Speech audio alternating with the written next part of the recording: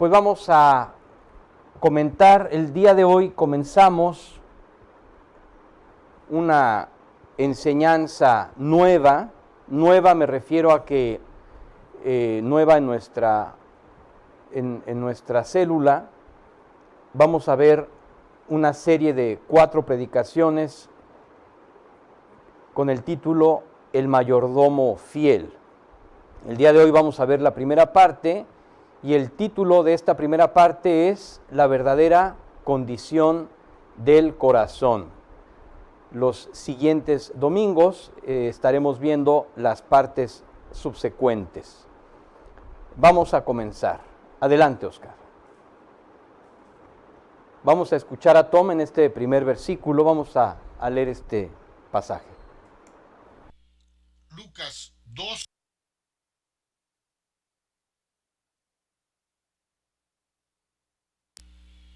Lucas 12 del 42. Lucas 12 del 42 al 44. El Señor respondió: ¿Quién es, pues, el mayordomo fiel y prudente, a quien su Señor pondrá sobre sus siervos para que a su tiempo les dé sus raciones? Dichoso aquel siervo a quien, cuando su Señor venga, lo encuentre haciendo así. En verdad les digo que lo pondrá sobre todos sus bienes.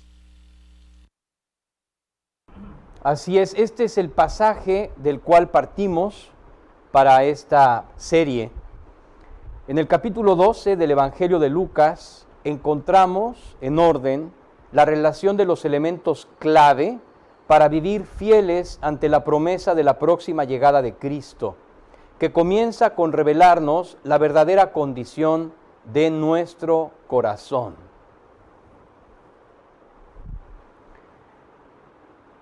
Esta primera parte, que se llama la verdadera condición del corazón, la vamos también a subdividir en 3 puntos, 3 temas. El primero, la levadura de los fariseos. El segundo, a quién se debe temer. Y el tercero, confesando a Cristo. Y bien, vamos al primero, vamos a comenzar con la levadura de los fariseos. Adelante, Oscar. Vamos a leer este pasaje donde todo comienza. Lucas 12, del 1 al 3. Entre tanto, una multitud de miles y miles se había reunido, tanto que se atropellaban unos a otros. Jesús comenzó a hablar primero a sus discípulos. Cuídense de la levadura de los fariseos, que es la hipocresía. Nada hay encubierto que no haya de ser revelado, ni oculto que no haya de saberse. Por lo cual, todo lo que han dicho en la oscuridad se oirá a la luz, y lo que han susurrado en las habitaciones interiores será proclamado desde las azoteas. Así es. Cuídense de la levadura de los fariseos, que es la hipocresía. O sea, nada más queremos aclarar que en el contexto, la multitud se atropellaba unos a otros, o sea, estaba abigarrado de gente. El auditorio estaba al full. Miles y miles se habían reunido. Y Jesús entonces comenzó a hablar primero a sus discípulos. Cuídense de la levadura de los fariseos, que es la hipocresía. No hay nada encubierto que no haya de ser revelado, ni oculto que no haya de saberse. Así es que todo lo que se han dicho en la oscuridad se oirá a la luz, y lo que han susurrado en las habitaciones interiores será proclamado desde las azoteas. El primer elemento que menciona Jesús es la levadura de los fariseos, la hipocresía, la actuación o sea, la hipocresía, es, por mucho, el principal de los terribles vicios en el corazón de los hijos de Dios. Y es tan elemental que aparece al inicio de todos los demás aspectos. Nuestra naturaleza corrupta no cesa de buscar impresionar y quedar bien delante de las personas. De hecho, aún después de esta advertencia, el apóstol Pedro no pudo evitar caer en este terrible vicio proveniente del orgullo.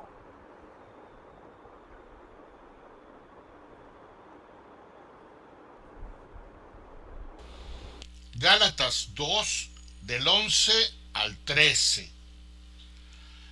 Pero cuando Pedro vino a Antioquía, me opuse a él cara a cara, porque él era digno de ser censurado.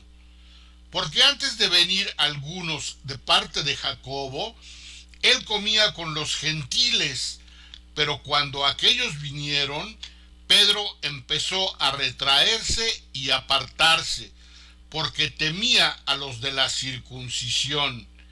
Y el resto de los judíos se le unió en su hipocresía, de tal manera que aún Bernabé fue arrastrado por la hipocresía de ellos. Así es, aquí se menciona cómo Pedro, el apóstol, cayó en este vicio, en este pecado. Este terrible vicio tiene como aliados al engaño y al orgullo. Ambos, actuando de manera simultánea, pretenden engañar a otros a través del disfraz de apariencia de devoción, de santidad, de compromiso, de interés o de unidad, por mencionar solo algunos. Esta hipocresía es también una de muchas manifestaciones de incredulidad en los creyentes, ya que anula la verdad de la auténtica fe en Dios al pretender usar el engaño como artilugio efectivo en lugar de la verdad. Además, persigue una maldición divina en su objetivo, el temor al hombre.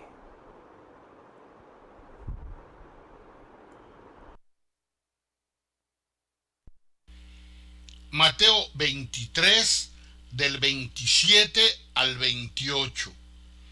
Ay de ustedes, escribas y fariseos hipócritas, que son semejantes a sepulcros blanqueados. Por fuera lucen hermosos, pero por dentro están llenos de huesos de muertos y de toda inmundicia. Así también ustedes, por fuera parecen justos a los hombres, pero por dentro están llenos de hipocresía y de iniquidad.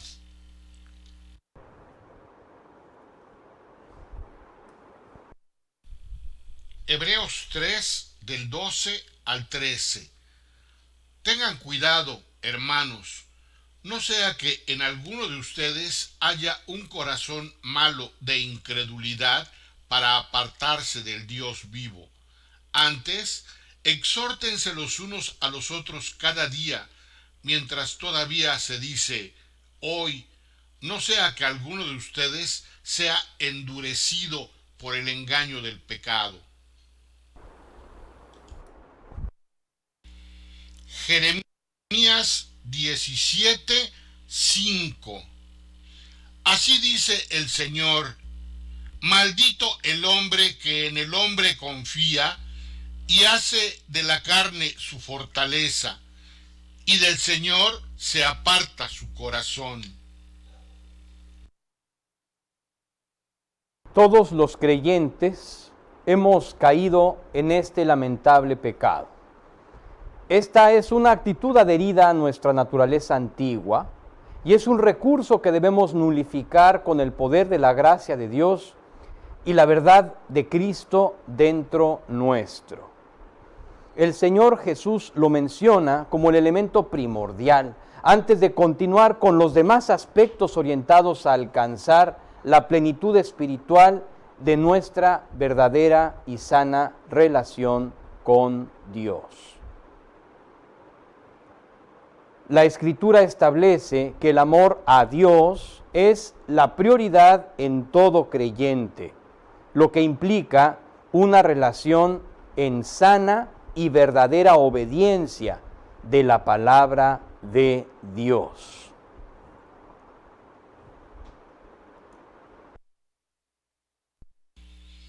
Deuteronomio 6, del 4 al 6. Escucha, oh Israel, el Señor es nuestro Dios, el Señor uno es. Amarás al Señor tu Dios con todo tu corazón, con toda tu alma y con toda tu fuerza. Estas palabras que yo te mando hoy estarán sobre tu corazón.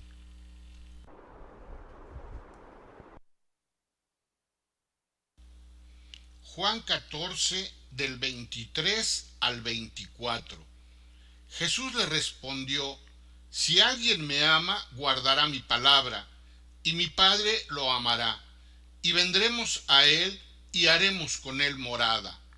El que no me ama, no guarda mis palabras, y la palabra que ustedes oyen no es mía, sino del Padre que me envió. Así es, como hemos visto, el amor a Dios se manifiesta en la devoción y el amor y la obediencia a su palabra. Así es como se manifiesta el amor a Dios. No es un sentimiento, es mucho más que un sentimiento. Es un compromiso en el corazón, pero un compromiso que tiene en sí, lleva implícito un sentimiento y una verdadera necesidad de ser absolutamente dirigidos por la gracia de Dios. Sobre este tema de la hipocresía, vamos a ver el carrusel de ilustraciones que le hemos puesto las sombras del corazón. Así es, se trata de ilustraciones en donde hay una verdad aparente. Esta es la apariencia. Aquí tenemos una ilustración de Sergio Aragonés de hace ya años, quizás de los 70s, en donde están los líderes de las Naciones Unidas en una supuesta pacífica reunión, y vemos al fondo cómo se están matando en el corazón todos ellos. Entonces, una cosa es lo que se ve que ellos están haciendo, y otra es lo que su corazón siente en la verdad. Ellos en realidad en el corazón están en guerra unos con otros. No tienen esa cordialidad que aparentemente tienen. Entonces la sombra en estas ilustraciones manifiesta la verdad de su corazón. Por eso se llama las sombras del corazón. Ahora tenemos esta ilustración testificando para la gloria de Dios. Vemos a una mujer en una iglesia que está testificando sobre Cristo, y la mujer que recibió a Cristo dice que Cristo está en su corazón, está muy contenta, pero la sombra de la mujer que acaba de testificar se está glorificando en el corazón. Ella se siente la mayor de las creyentes y lo está haciendo para ser la número uno y para aparecer como la número uno. En realidad no lo está haciendo para Cristo, lo está haciendo para su propia gloria.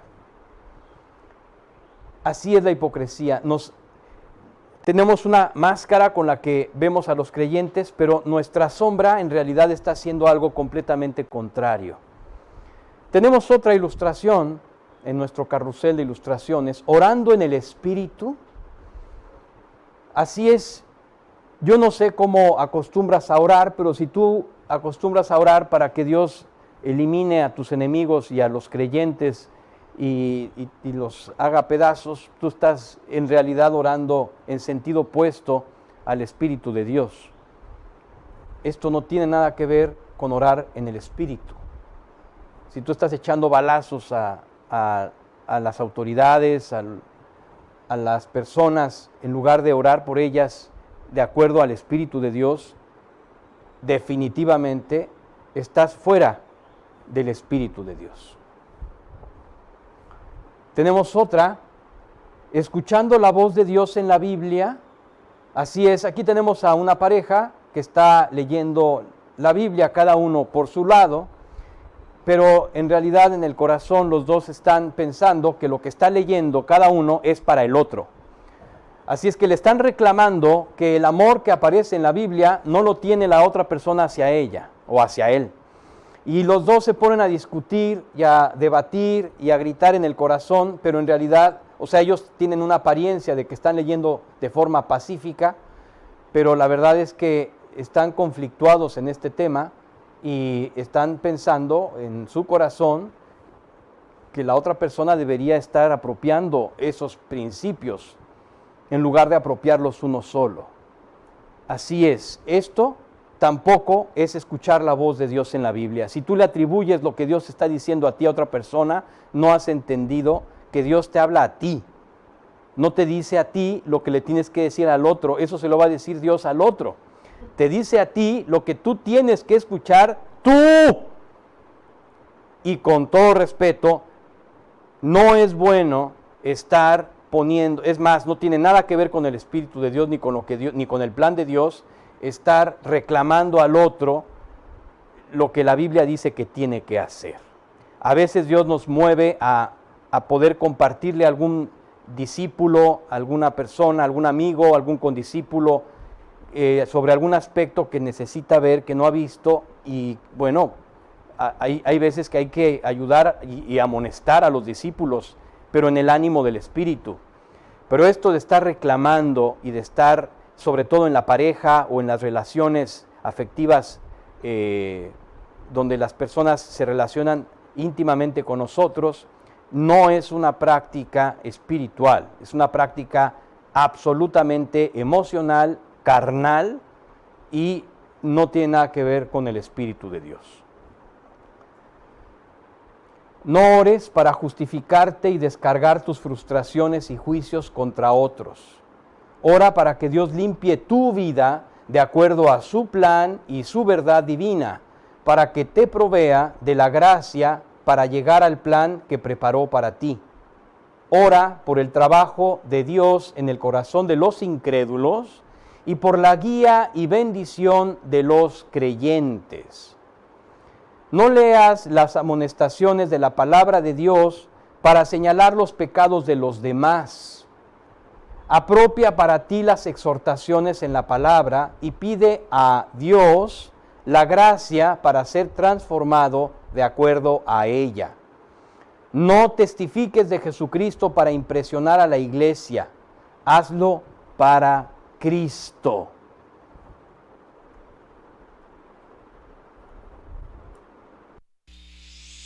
Primera de los Corintios 10, del 31 al 33.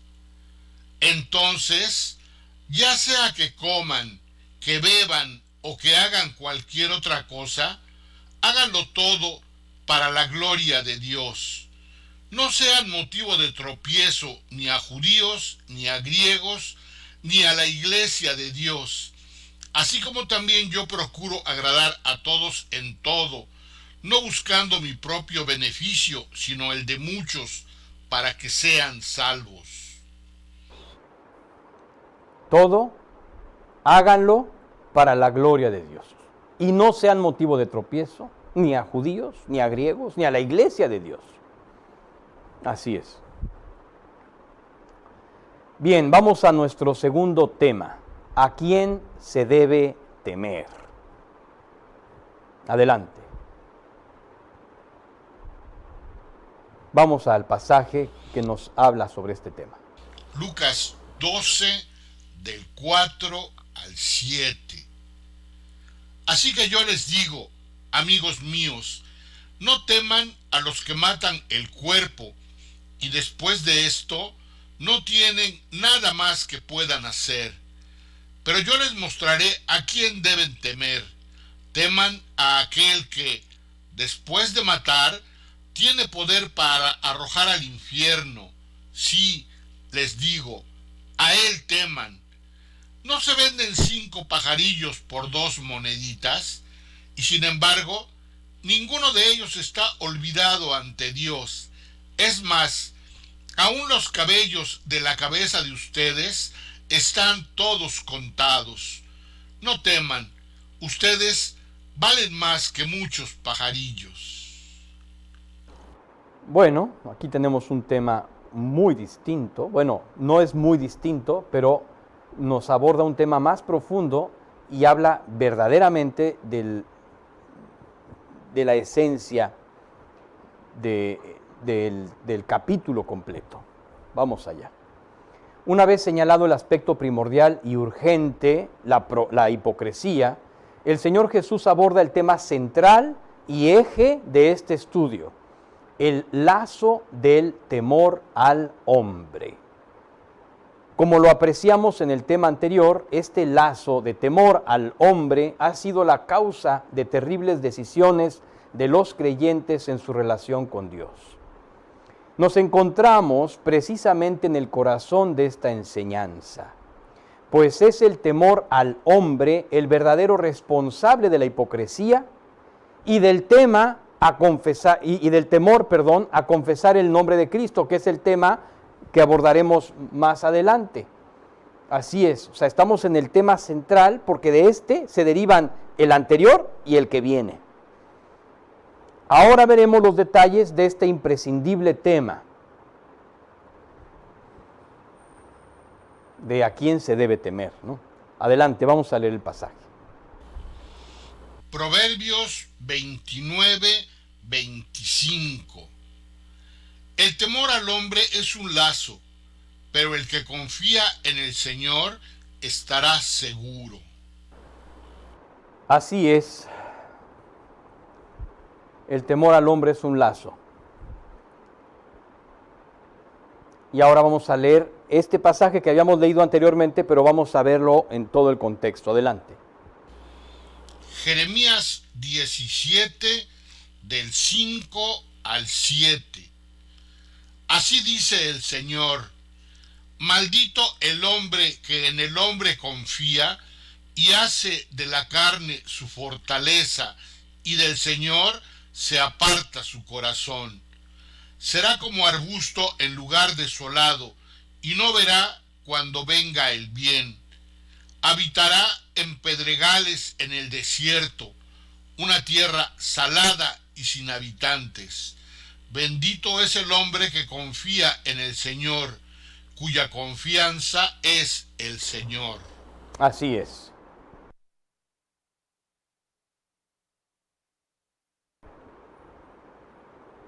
Está clarísimo en quién se debe confiar. Maldito el hombre que confía en el hombre. Bendito el hombre que confía en el Señor. Para adentrarnos en este tema, debemos partir por ubicar plenamente la identidad del Señor y amo a quien servimos. Aquí se encuentra el verdadero punto. Por un lado, tenemos la autoridad y el señorío de la sociedad del mundo en el que vivimos. Queramos o no, todos somos parte de esta sociedad que abarca todo el orbe y tarde o temprano perteneceremos a alguna agrupación de personas que coincide con uno o varios aspectos de la visión que tenemos. Por otro lado está Dios, su pueblo, la iglesia y la nueva ciudadanía contraria al mundo, de la que nos ha hecho parte a través de la redención de Jesucristo. Así es que tenemos dos posibles señores, amos.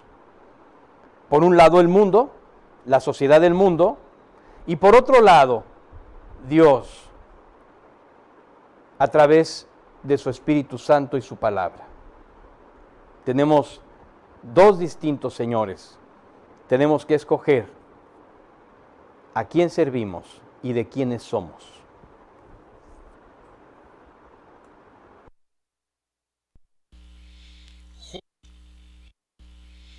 Juan 15, del 18 al 20. Si el mundo los odia, sepan que me ha odiado a mí antes que a ustedes. Si ustedes fueran del mundo, el mundo amaría lo suyo. Pero como no son del mundo, sino que yo los escogí de entre el mundo, Por eso el mundo los odia. Acuérdense de la palabra que yo les dije: un siervo no es mayor que su señor. Si me persiguieron a mí, también los perseguirán a ustedes. Si guardaron mi palabra, también guardarán la de ustedes. No somos del mundo. No son del mundo, sino que yo los elegí de entre el mundo. Por eso el mundo los odia. Bueno, este es el plan, ¿no? Que no seamos del mundo. Vamos a leer este pasaje. Hebreos 11, del 13 al 16. Todos estos murieron en fe, sin haber recibido las promesas, pero habiéndolas visto desde lejos y aceptado con gusto, confesando que eran extranjeros y peregrinos sobre la tierra. Porque los que dicen tales cosas claramente dan a entender que buscan una patria propia. Y si en verdad hubieran estado pensando en aquella patria de donde salieron, habrían tenido oportunidad de volver. Pero en realidad anhelan una patria mejor, es decir, la celestial, por lo cual Dios no se avergüenza de ser llamado Dios de ellos, pues les ha preparado una ciudad. Así es, tenemos otra patria, una patria celestial, que no tiene que ver con este mundo, pero es en este mundo donde debemos predicar la esperanza en Cristo para poder llevar a muchos otros a la otra patria, a la patria celestial. El temor al hombre es el estado normal y habitual de nuestra naturaleza carnal. Delante de Dios es el estado de incredulidad natural que teníamos antes de venir a Cristo. Esto es, depositar toda esperanza, esfuerzo y objetivo en el hombre, ya sea una persona o una institución o alguna agrupación de quienes esperas recibir reconocimiento, beneficios económicos o consideraciones especiales para un fin. Es así como comúnmente permitimos la corrupción de nuestra relación con Dios, justificando nuestra vida de incredulidad, persiguiendo y participando en las mieles temporales del pecado que el mundo nos ofrece.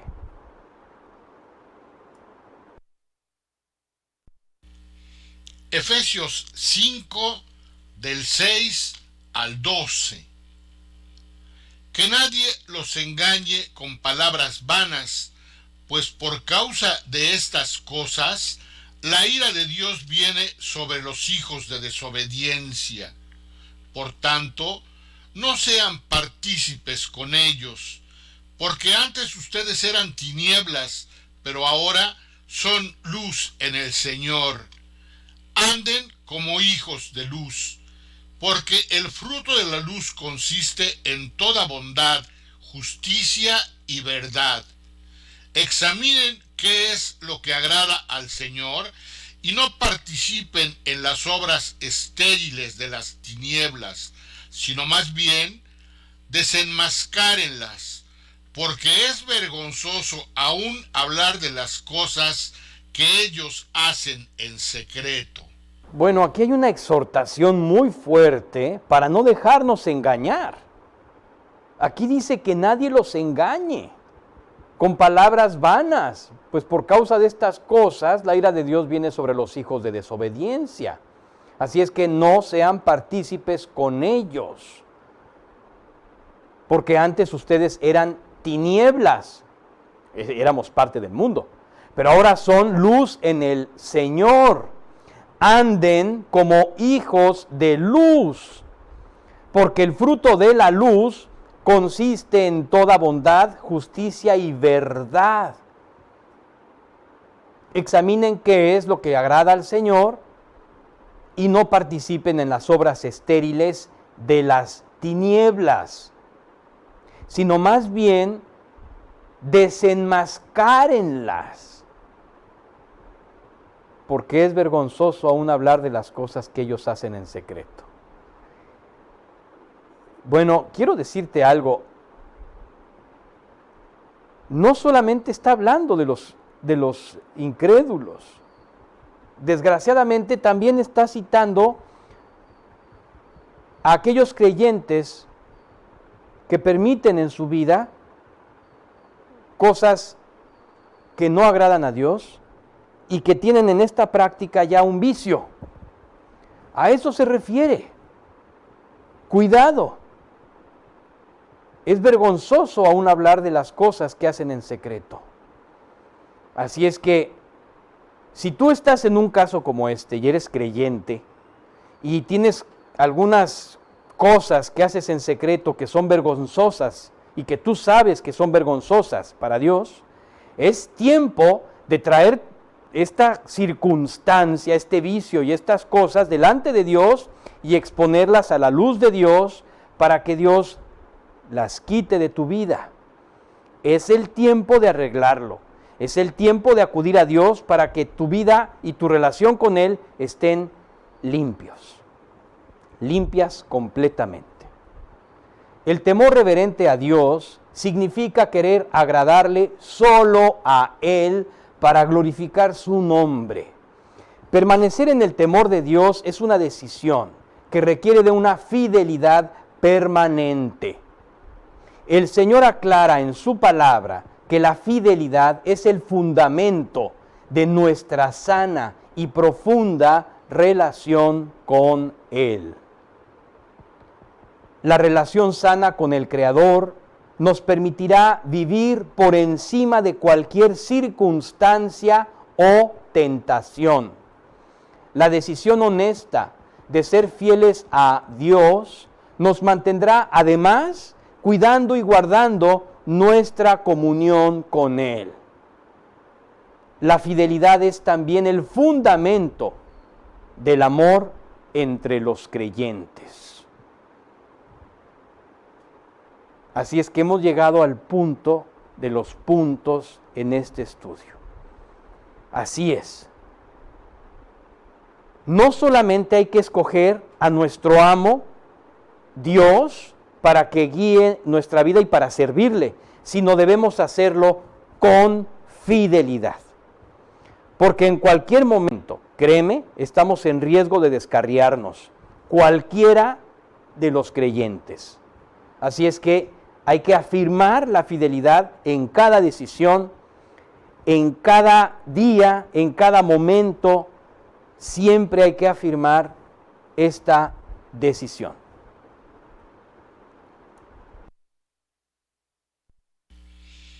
Deuteronomio 5:29. Oh, si ellos tuvieran tal corazón que me temieran y guardaran siempre todos mis mandamientos para que les fuera bien a ellos y a sus hijos para siempre. Este es un profundo anhelo, este es un grito de Dios. Escucha el grito de Dios.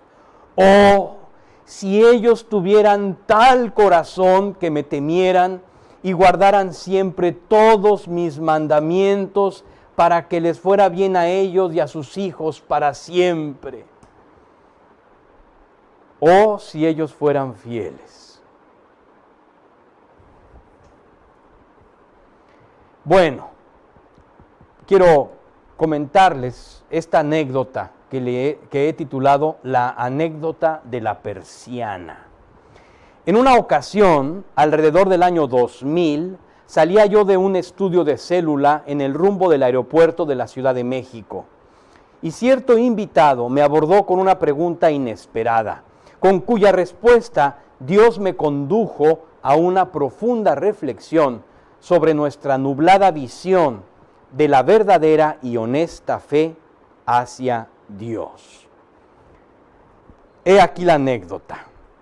Este invitado a la célula, caminábamos por la noche, me acompañó a mi auto y en el camino a mi auto él me preguntó: oye, yo quiero saber, ¿por cuál de las persianas diminutas hay que pasar para poder encontrar la fe correcta hacia Dios? Porque todo es muy confuso. Pareciera que Dios se ha encargado de que todo sea confuso. Yo escuchaba atento su pregunta y después de unos segundos de ubicar el contexto al que se refería, entendí que él veía la fe y la gracia de Dios así, tapada con una serie de obstáculos y apenas visible por algunas rendijas y pues inalcanzable completamente. Y entonces le contesté: esta percepción que tú tienes es completamente errónea. Esto no es así y no es lo que la Biblia dice. Tenemos que desechar esto. Al contrario, la fe que Dios te ofrece y a la que tienes acceso a través de Cristo no tiene ninguna persiana y es completamente abierta. La fuente de luz de Cristo y la oportunidad de tomarla es absolutamente abierta. No hay persiana, no hay nada absolutamente que te impida llegar a ese momento de la redención, de la salvación y de la gracia de Cristo a través de su salvación. Imposible. Todo aquel que quiera lo encuentra. Y le dije, el problema es que el ser humano, para poder defenderse de esta gran ventana que no tiene ninguna persiana, ha puesto una serie de persianas que le impiden entender dónde está y cómo es. Ahí te van las persianas: la esperanza en un trabajo, la esperanza en un salario, la esperanza en los estudios, la esperanza en la experiencia, la esperanza en las habilidades, la esperanza en las capacidades, la esperanza en las amistades, la esperanza en familiares, la esperanza en un especialista, la esperanza en un político, la esperanza en un banco, la esperanza en un grupo, la esperanza en un gremio, la esperanza en una empresa, incluso la esperanza en sí mismo, la esperanza en sus argumentos, la esperanza en una canción, vaya, en una película, la esperanza en una filosofía. Olvídate, hay un sinfín. Estas son algunas persianas que pusimos, pero podríamos echarnos lo que resta del tiempo del estudio hablando de todas las persianas posibles y no acabaríamos. El ser humano ha puesto toda una serie de persianas para no identificar la sencilla y abierta ventana de par en par de la salvación de Cristo. Y todos estos argumentos nublan. ¿Y sabes qué es lo que genera esto? ¿Sabes cuál es la verdadera fuente de todo esto? Una puerta que tapa completamente la esperanza, una puerta de seguridad. ¿Sabes cuál es? La esperanza en la humanidad. Así es. Esto nubla completamente la esperanza en Cristo. ¿Para qué necesitamos a Cristo si el ser humano es digno de depositar en él la esperanza? Así es. Imagina esta locura. Bueno, esta es la locura en la que vive este mundo incrédulo. Tiene esperanza en la humanidad. Y a través de esta puerta ha nublado, ha cancelado, según él, por supuesto, ¿no? Por supuesto, esto nada más es ciencia ficción. Según él, ha cancelado la esperanza de Cristo. Pero la esperanza de Cristo llega de todas formas porque llega.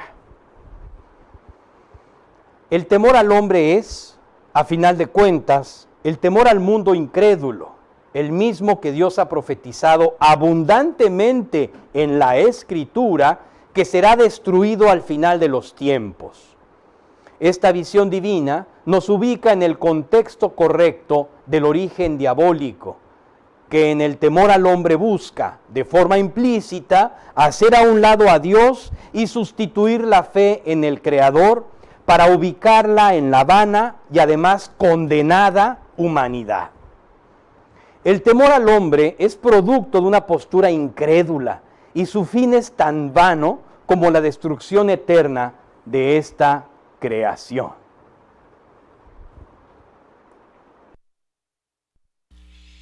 Mateo 16, 23. Pero volviéndose él, dijo a Pedro: Quítate de delante de mí, Satanás, me eres piedra de tropiezo, porque no estás pensando en las cosas de Dios, sino en las de los hombres. Así es, quítate de delante de mí, Satanás. No estás pensando en las cosas de Dios, sino en las de los hombres. Eres piedra de tropiezo. Checa. Bueno, Pedro estaba en un aprendizaje muy profundo con el Señor, definitivamente. Como todos nosotros. Vamos a leer este pasaje. Segunda de Pedro 3, 7. Pero los cielos y la tierra actuales están reservados por su palabra para el fuego, guardados para el día del juicio y de la destrucción de los impíos. Imagínate vivir para agradar a los impíos que finalmente serán destruidos. Este mundo impío será destruido.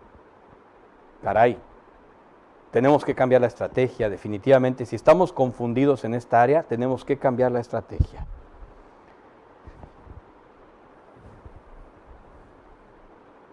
Bien, vamos al tema número 3, confesando a Cristo. Vamos a leer el pasaje en Mateo, en Lucas, en el estudio que estamos viendo del mayordomo fiel. Vamos a leerlo, adelante. Lucas 12, del 8 al 10. Les digo que a todo el que me confiese delante de los hombres, el Hijo del Hombre lo confesará también ante los ángeles de Dios. Pero el que me niegue delante de los hombres, será negado delante de los ángeles de Dios. Y a todo el que diga una palabra contra el Hijo del Hombre, se le perdonará. Pero al que blasfeme contra el Espíritu Santo, no se le perdonará. Así es, la confesión de Dios, la confesión del servicio a Dios, de la gloria de Dios. Como lo hemos mencionado anteriormente en este estudio, el temor hacia el hombre es la evidente y manifiesta incredulidad para con Dios. Todo parte de un sutil rechazo contra Dios, una chispa de incredulidad que se oculta detrás de toda esperanza puesta en el esfuerzo humano, ya sea en el propio o en las obras o esfuerzos de otros. Es aquí donde la fe de Abraham, el padre de la fe, aparece como una luz que resplandece a manera de ejemplo de la fe correcta, honesta y verdadera en el cuidado de Dios. El padre de la fe genuina, que creyó contra toda lógica natural.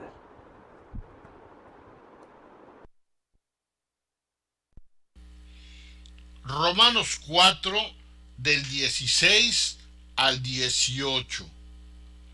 Por eso es por fe, para que esté de acuerdo con la gracia, a fin de que la promesa sea firme para toda la posteridad, no solo a los que son de la ley, sino también a los que son de la fe de Abraham, quien es padre de todos nosotros. Como está escrito: te he hecho padre de muchas naciones, delante de aquel en quien creyó, es decir, Dios, que da vida a los muertos y llama a las cosas que no son como si fueran. Abraham creyó en esperanza contra esperanza, a fin de llegar a ser padre de muchas naciones, conforme a lo que se le había dicho: así será tu descendencia. El temor a confesar el nombre de Cristo proviene de la misma incredulidad que nos llevó a temer a los hombres. Confesar a Cristo es reconocer que es Él quien cuida de nosotros, como lo ha hecho antes y lo hará por siempre. Sin embargo, confesar a Cristo trasciende más allá de nuestras palabras. La Escritura revela que solo las obras que hagamos de corazón y en verdad para Él serán las que trasciendan a la eternidad, por lo que es indispensable que nuestro amor hacia Dios sea auténtico, así como nuestras obras que confiesan su nombre.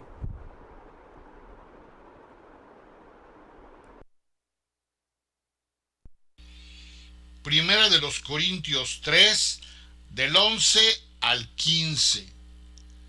Pues nadie puede poner otro fundamento que el que ya está puesto, el cual es Jesucristo.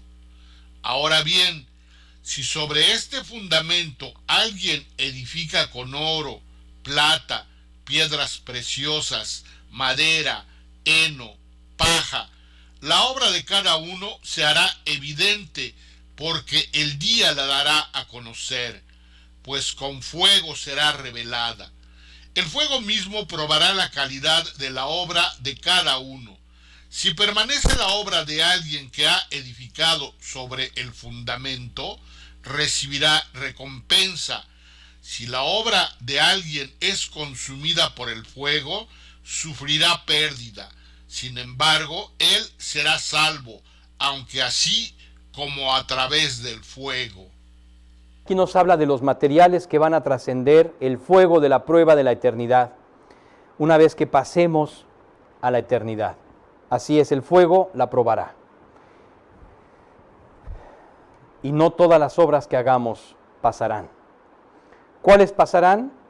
El oro, que representa la fe en la palabra de Dios, la plata, que representa la devoción a la palabra de Dios, la obediencia a la palabra de Dios, las piedras preciosas, que representa el amor por las almas, y lo que no pasará, los materiales que no pasarán serán la madera, que representa aquellas obras hipócritas que tratan de imitar al oro, a la plata y a las piedras preciosas, el heno, que habla de las vanidades, que solamente que se podrían ver bonitas en el verde, pero que finalmente solamente harán humo con el fuego y serán consumidas, o los pecados ocultos, que son como la paja o la hojarasca, que ante el fuego, olvídate, enardecen el fuego, ¿no? Entonces, estos puntos son los elementos que se menciona, que van a trascender y aquellos que no van a trascender. Así es que nuestra vida de ahora en adelante debe ir enfocada hacia los primeros tres elementos: una vida de fe, una vida de devoción a la palabra de Dios y un apego y un amor por las almas, orar por ellas, buscarlas, conquistarlas, ayudarles a crecer en la fe cuando se convierten, y dejar a un lado las otras tres: la hipocresía, las vanidades y los pecados ocultos. Todo eso será un estorbo en nuestro ministerio y finalmente se quemará. Así es.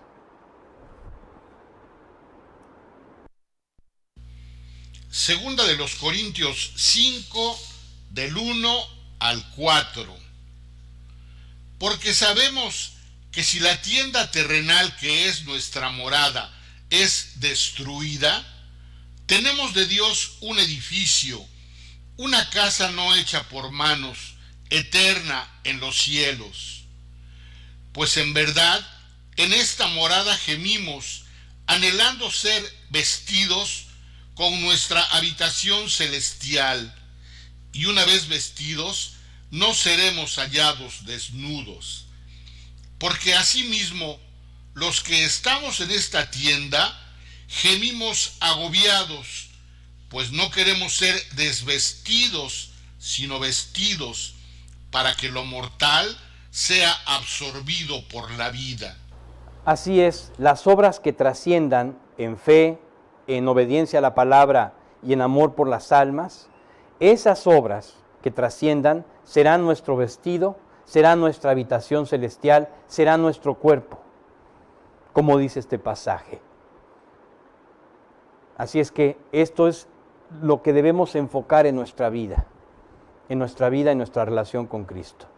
Quienes hemos vuelto a nacer en Cristo, debemos entregarnos a la gracia de Dios para poner fin a nuestra incredulidad. Ha llegado el momento de confesar ante el Señor nuestra falta de fe y pedirle a Él que a través de su gracia nos conceda alcanzar la fe divina que mueve montañas y nos permite vivir en sus milagros.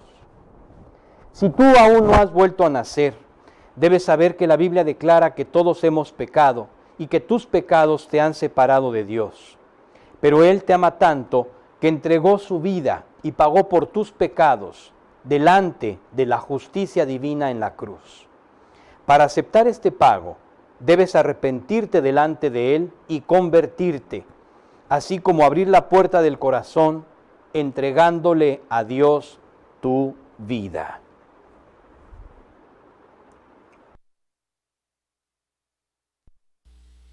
Romanos 3:23. Por cuanto todos pecaron y no alcanzan la gloria de Dios. Pecado, pero por eso es que necesitas arrepentirte, como dice el siguiente pasaje. Juan 3:16. Porque de tal manera amó Dios al mundo, que dio a su Hijo unigénito, para que todo aquel que cree en Él no se pierda, sino que tenga vida eterna.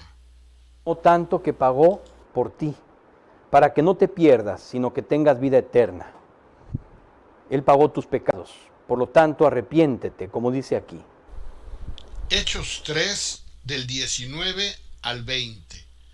Por tanto, arrepiéntanse y conviértanse, para que sus pecados sean borrados, a fin de que tiempos de alivio vengan de la presencia del Señor, y Él envíe a Jesús, el Cristo designado de antemano para ustedes.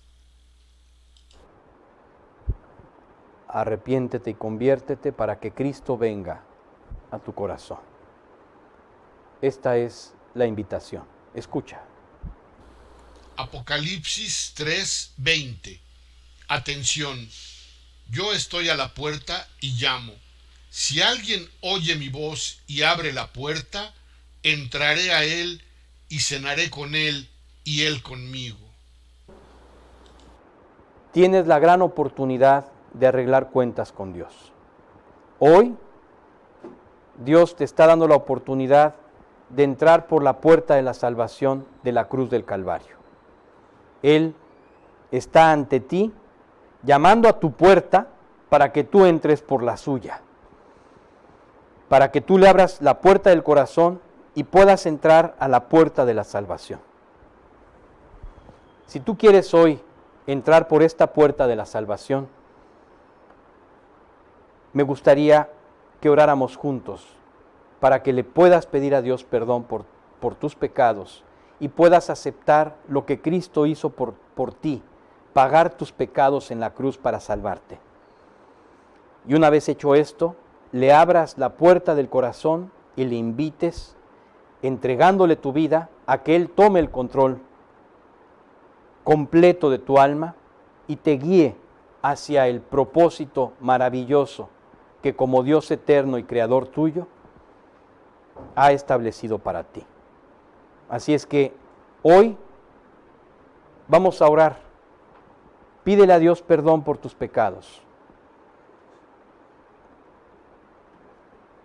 Vamos a orar y vamos a pedirle a Dios perdón por tus pecados. Aceptarás el pago que Cristo hizo por ti y le abrirás la puerta del corazón. Nada más quiero aclararte que esta oración no es una oración que por sí misma salva. No es la oración de salvación.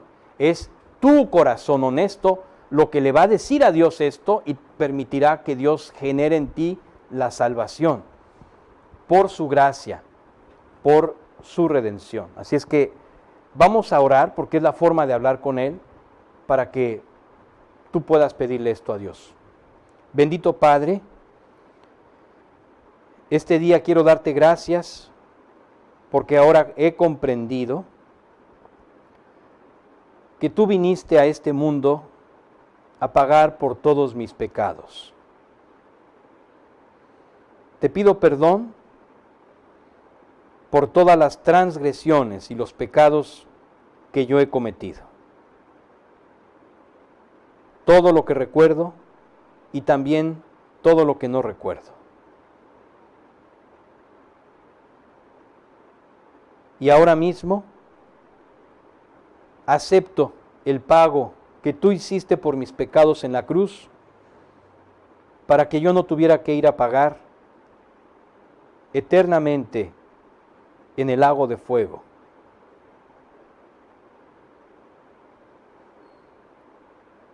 Y también te abro la puerta de mi corazón en este momento.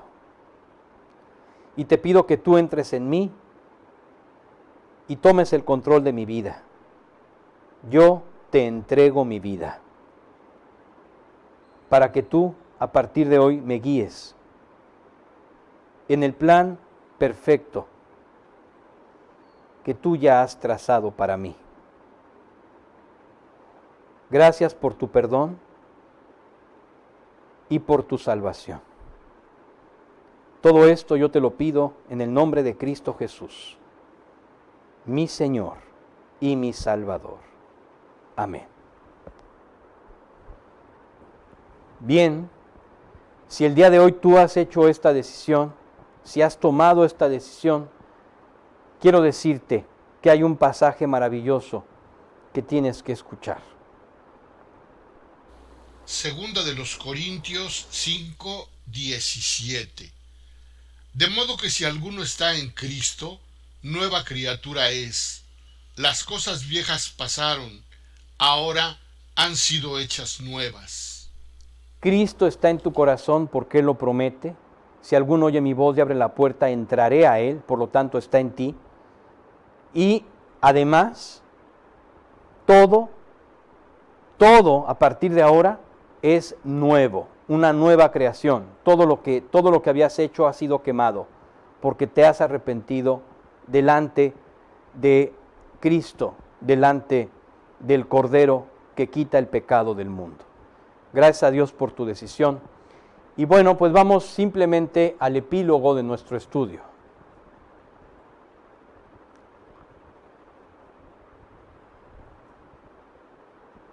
Regresamos al versículo y este es el epílogo de nuestro estudio. Lucas 12 del 42 al 44. El Señor respondió: ¿Quién es, pues, el mayordomo fiel y prudente, a quien su Señor pondrá sobre sus siervos para que a su tiempo les dé sus raciones?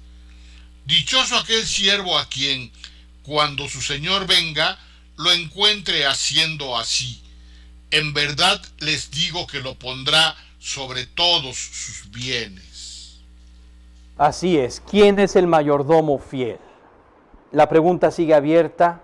Esperemos que muchas manos se levanten y muchos corazones, en verdad, para contestar esta pregunta.